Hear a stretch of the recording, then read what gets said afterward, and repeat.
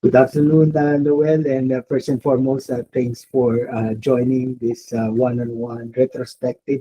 So I'm joining Sir Bong here to talk about the things that I've learned in Python and just the basic subjects of uh, what we're going to be going through to in during our discussion here at Data Engineering Pilipinas.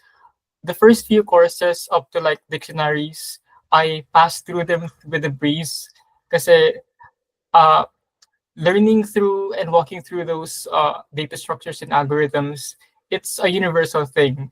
So if you know these classes, these variables, iterators, constructs, if you know these in Java, in C++, in Python, you basically know them anywhere because these are just patterns that can be applied to programming languages. They are just, in a way, they are just a means to an end. Like they are a way to solve a problem. But when it actually went to those packages, those stuff where you have to import stuff like JSON, beautiful soup. You have to use you're forced to use these types of software that are designed by people, and you have to do this in a certain way.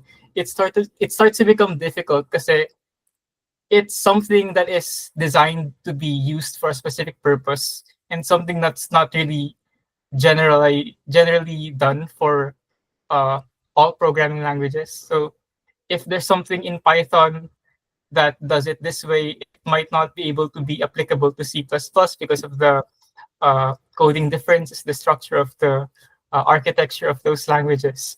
And it was a trouble for me to get things working, but I did find myself using technology such as ChatGPT to um, show me the ropes of how these libraries work. And in the end, I really did get the gist of how they work, but just enough so that I would be able to pass the test with flying colors.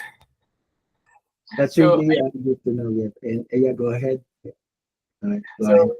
I wouldn't really say I'm really confident with my skills on uh, these uh, these packages or whatever you call them, these libraries yet.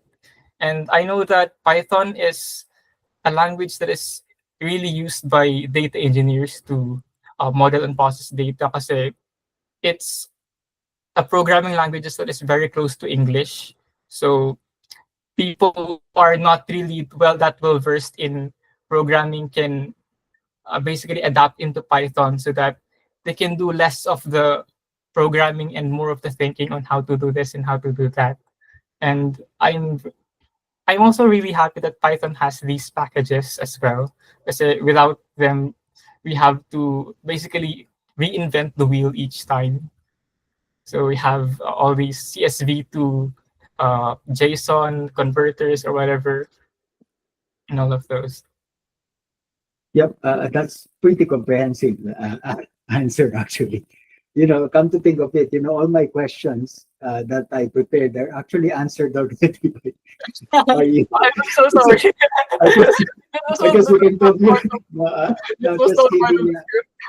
Yeah, I think I just want to give you some feedback. I really like how you have structured your answer, and you're spot on in terms of splitting the course into two. The first part would be the basic building blocks of the Python programming language, not just Python. Actually, I think you highlighted it as well. That is sort of like a generic building blocks of any programming language, right? Close to a decade now, and only recently have I been started doing some game hacking and modding. And what I basically do is I use a very low language called assembly that is basically machine code, Yeah, and I assembly. uh, I basically disassemble the game executable so that I would be able to view its source code, but like in binary. So it's a bunch of ones and zeros, but like Once in a again. structured manner. So with that, I'm able to create things that would modify the game's behavior. For example, if you want to like change the amount of coins that you have to unlimited, you can do that. But Mhm. obviously, there's some ethical implications for this That's one. good. So it also kind of falls over into a gray area. But Yeah.